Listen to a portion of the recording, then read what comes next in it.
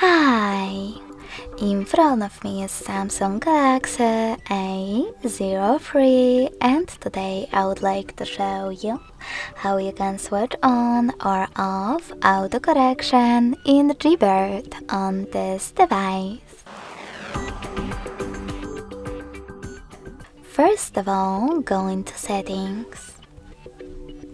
Now scroll all the way down to access General Management. Following that, click on Gboard Settings and tap on Text Correction. Then scroll down just a bit and click on this switcher next to autocorrection to turn it off or on.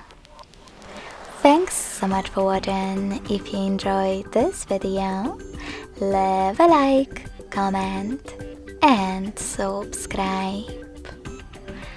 Bye!